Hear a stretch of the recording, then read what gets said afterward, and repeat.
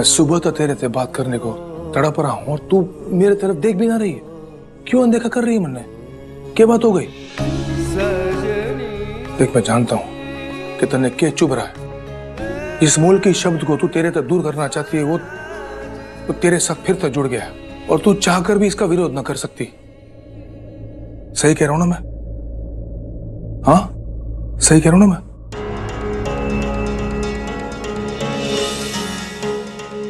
नहीं मुखी जी, ना ही आप सही कह रहे और ना ही आप सही समझ रहे हैं। वरना आप इतनी रात हमारे हमारे साथ भी साक्षी जी के साथ होते। देखिए मुखी जी, साक्षी जी ने बहुत मान सम्मान से हमें इस घर में दोबारा रहने की इजाजत दी है। बहुत बड़ा एहसान किया उन्होंने हम पे।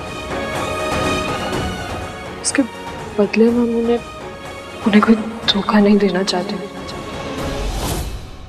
और ऐसे हमारे बीच बढ़ती नजदीकियां देख के साक्षी जी को बहुत तकलीफ होगी और ऐसा हम बिल्कुल भी नहीं चाहते हैं, क्योंकि हम नहीं चाहते कि उन्हें बिल्कुल भी पता चले कि आपके और हमारे मन में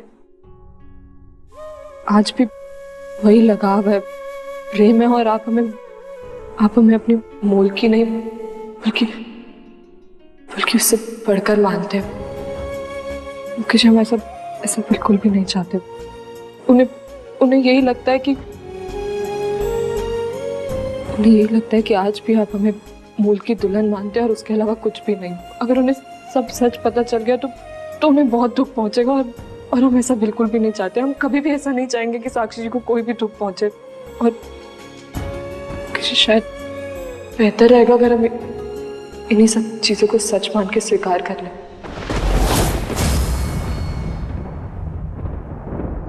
और तेरे मेरे बीच में जो सच है उसका क्या करें? तू जानती है कि तेरे बिना मेरा क्या हाल हो रहा है। दुनिया के लिए तू भले ही मोल की है, पर मेरे लिए तू मेरा सब कुछ है। तू सब कुछ है मेरा।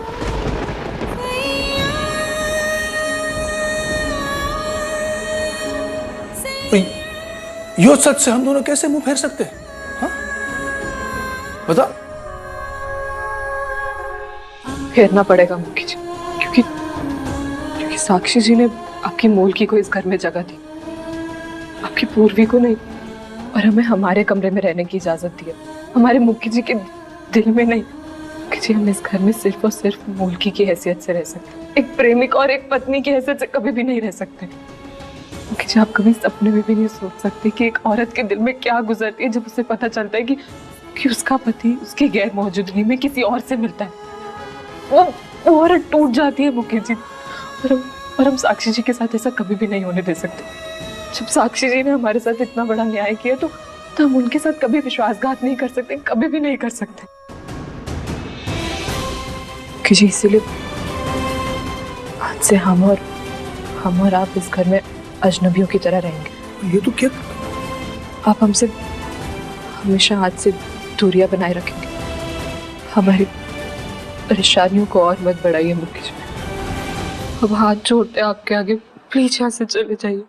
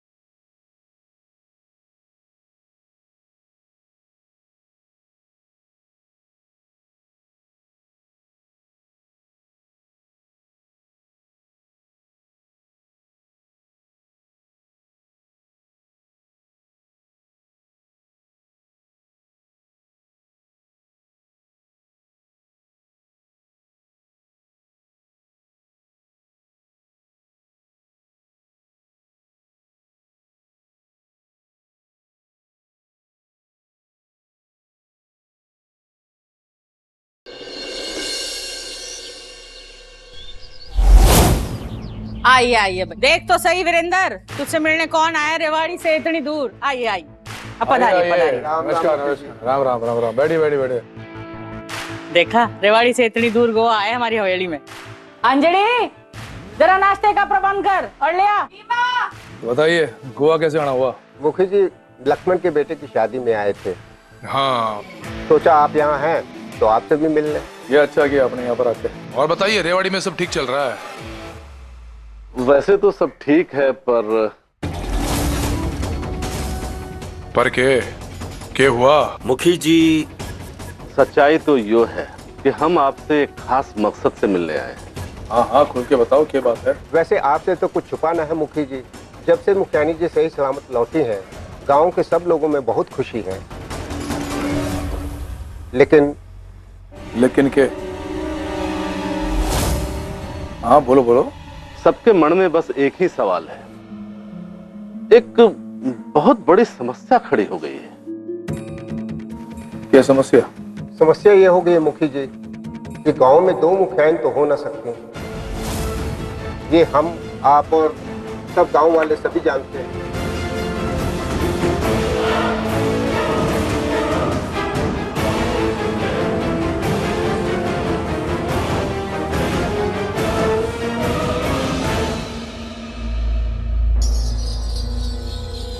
माँ, अब आएगा असली मजा। अब पता चलेगा कि दोनों तलवारों में से कौन सी तलवार मयान में रहेगी और कौन सी बाहर जाएगी। जब मुखियाणी का दर्जा छीना जाएगा ना उस मुल्की से, तब देखना दिल को इतनी तसल्ली मिलेगी ना, और उसकी जो बेइज्जती होगी ना, देखकर मेरा दिल खुश हो जाएगा। बस अब शांति से देखते रहना।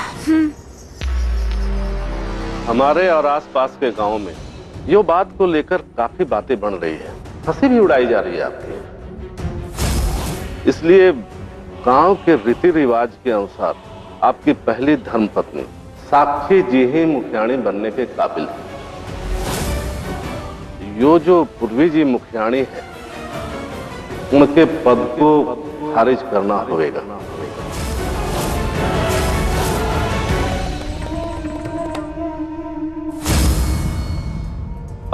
हम जानते हैं कि आपको गोवा से वापस लौटने में काफी वक्त लगेगा, पर इस मुद्दे को लेकर गांव में काफी उथल पुथल है। बिल्कुल, सब लोग यही जानना चाहते हैं कि उनकी असली मुखियान है कौन। हमारे और आसपास के गांव में इसे लेकर बहुत सारी बातें बनाई जा रही है। आपसे विनती है कि आप साक्षी जी और पूर्वी जी को बुला लें, ताकि उनके सामने ही पूर्वी जी के मुखियानी के पद को खारिज करने का ऐलान कर सकें।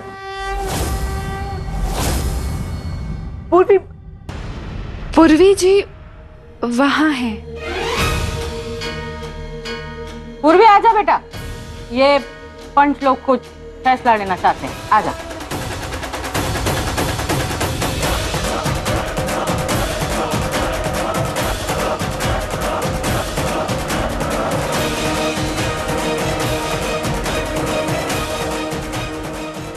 पूर्वी जी, हमें बड़ा दुख के साथ कहना पड़ रहा है कि जब साक्षी जी वापस लौटकर आ गई, तो आपको दिया हुआ मुखियाणी का दर्जा मजबूरन हमें खारिज। रुकिए।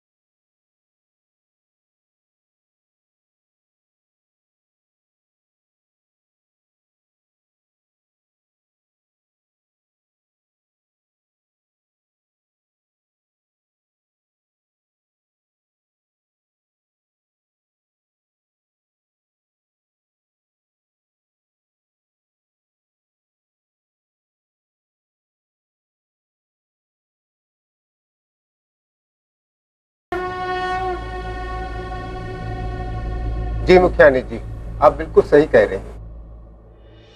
माँ, ये तो कहानी में नया मोड़ आ गया।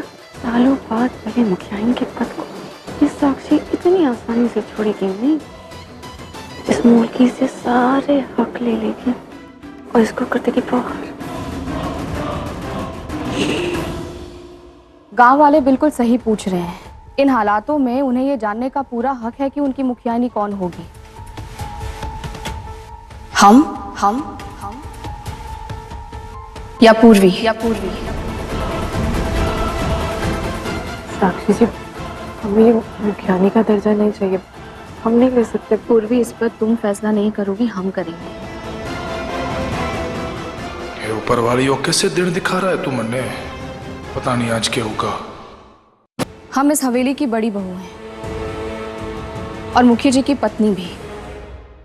इस नाते हम मुखी जी और आप पंचों के सामने ये ऐलान करते हैं कि इस गांव की मुखियाइनी हम ही कहलाएंगे।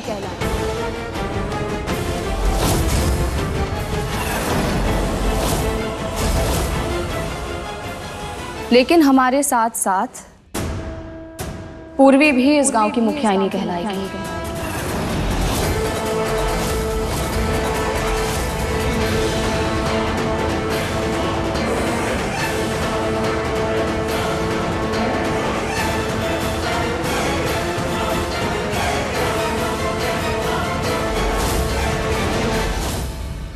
जी, सही सुना आप लोगों ने। हम रेवाड़ी की बड़ी मुखियाइनी कहलाएंगे और पूर्वी छोटी मुखियाइनी।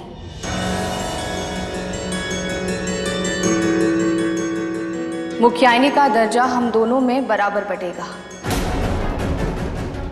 तो अब फैसला हो चुका है। आप बाकी गांव वालों को भी बता दीजिए कि हम उनकी बड़ी मुखियाइनी होंगे और पूर्वी छोटी मुखियाइनी। तो हो गया आपकी समस्या का समाधान, या और भी कोई समस्या है आपको? जी मुखियानी जी, जो आप कह रही हैं वो पत्थर की लकीर होगी।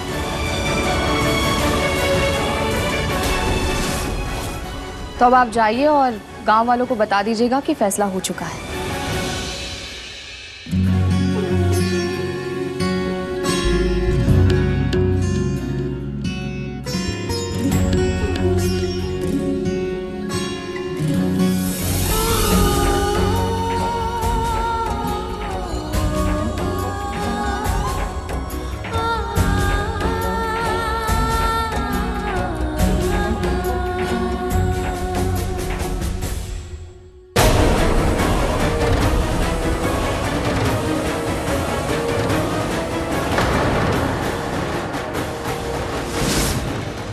इन्हें मंदिर में चढ़ा दो। जी मुखियानी जी।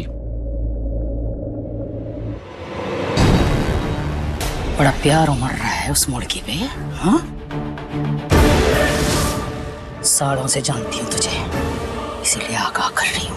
नागिन है नागिन, नागिन को दूध पिला रही है। पलट कर कभी भी तुझे टस लेगी, पछताएगी तू, मैं बता रही हूँ तुझे। आगाह करने आई हैं तो हमारी भी नसीहत सुन ही लीजिए। बिना मांगे किसी को राय मत दिया कीजिए। बड़ी जवान चढ़ने लग गई तेरी। पहले तो मुंह ना खुलता था, सब भूल गई है। याद ना है तुझे 5 साल कहाँ थी तू मेरे पास? जिस जगह पर खड़ी है ना, तो सिर्फ इसलिए क्योंकि मैं चाहती थी कि तू यहाँ वापस आए। यूं तेरा पति, तेरे बच्चे, मैं तेरा पूरा परिवार, तेरी खुशियां ऐसे ऐसे ऐसे छीन लूंगी। आप और कर भी क्या सकती हैं? 5 साल तक आपने हमें मरा हुआ बताया, दवाइयाँ दी, जंजीरों में बांध कर रखा ताकि हम आपकी बात मान जाएं। आप चाहती थी ये सारी जायदाद जो हमारे नाम है वो सब आपके नाम हो जाए। 5 साल तक आपने हमें मारा, पीटा, मजबूर किया और हम सब कुछ सहते रहे। हमने जायदाद आपके नाम नहीं की और अब जब आपको लगा कि ये पूर्वी आपके लिए खतरा बन गई है तो उसे रास्ते से हटाने के लिए आप हमें यहाँ वापस ले आई। आपका हर खेल समझते हैं हम, किसी की सगी नहीं है आप सिर्फ अपना सोचती हैं। अपना फायदा देखती हैं। कोई एहसान नहीं किया है आपने हम पर। अपने मतलब के लिए आपने हमें कैद में रखा था और आज अपने ही मतलब के लिए आप हमें यहाँ वापस ले आई हैं। पर एक बात अच्छे से सुन लीजिए, अब हम अकेले नहीं हैं, मुखी जी हैं हमारे साथ। इसलिए अब हम आपके इस खेल में हिस्सेदार नहीं हैं। रुक जा, बड़ी तरफदारी कर रही है ना तू उस मोड़ की? हाँ, देखना एक दिन तुझे वो कहीं गाना छोड़ेगी। तू बहुत भोली है, लेकिन वो चतुर चढ़ाक है। मस्सा मस्सा 2 दिन हुए हैं तुझे उसे जाने, लेकिन मैं उसे पहचानने लगी हूँ। सब कुछ छीन लेगी तेरे बच्चे, तेरा पति, तेरा संसार, परिवार, सब कुछ। और तू एक कोने में अकेली खड़ी रह जाएगी रोती हुई। फिर नहाना मेरे पास गिड़गिड़ाते हुए कि सब कुछ जो चढ़ा गया है वो वापस चाहिए। इसीलिए आगाह कर रही थी। अब कोई हमें मुखी जी और बच्चों से अलग नहीं कर सकता। अब तक आपने हमारी जिंदगी बर्बाद करने की काफी कोशिशें कर ली, लेकिन आप कुछ नहीं बिगाड़ पाई हमारा।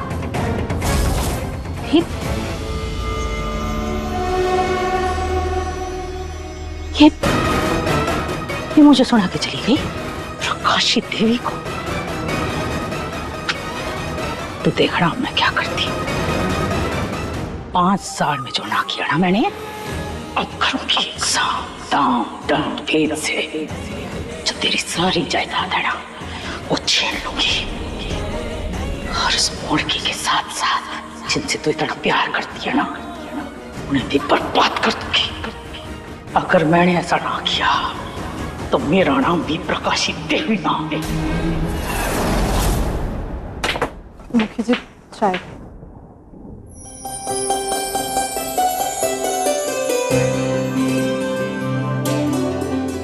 अरे वाह, चाय तो बहुत बढ़िया बनाई है बावरी। अब मुखी जी चाय हमने नहीं, साक्षी जी ने बनाई है। चाय तन्ने बनाई? क्यों, घर में नौकर ना है? भूरी सपना सब कहाँ है ना सब, लेकिन आपका काम करना हमें अच्छा लगता है और हम जानते हैं कि हमारे हाथ की चाय आपको कितनी पसंद है। वाकई में चाय बहुत अच्छी बनी है। नमस्ते मुखिया जी, हम पड़ोस के अंजुना गांव से आए हैं। हमें पता चला आप बहुत सालों बाद यहाँ पधारे, तो हम आपसे मिलने चले आए। आइए आइए। आप हरियाणा में रहते हुए भी हमारे गांव के लिए और गांव वालों के लिए बहुत कुछ किया है, इसलिए हम चाहते हैं कि आप भी हमें खातिरदारी का मौका दें। ऐसी कोई बात ना है, आप भी अपनी है। इसलिए हम आपको एक तकलीफ देना चाहते हैं। वो आपके पेंटिंग के चर्चे तो हमने बहुत सारे सुने हैं, लेकिन आपको कभी देखा नहीं करते हुए। कल हमारे गांव में सालाना पेंटिंग की प्रतियोगिता है। अगर आप इसमें हिस्सा लेंगे तो इसमें 4 चांद लग जाएंगे।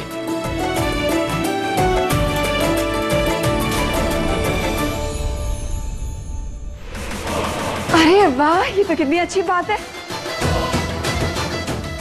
ये तो बहुत ही अच्छी बात है। जेठ जी बहुत अच्छी पेंटिंग करते हैं, और आपको पता है पेंटिंग में वो साक्षी भाभी की ही तस्वीर बनाते हैं।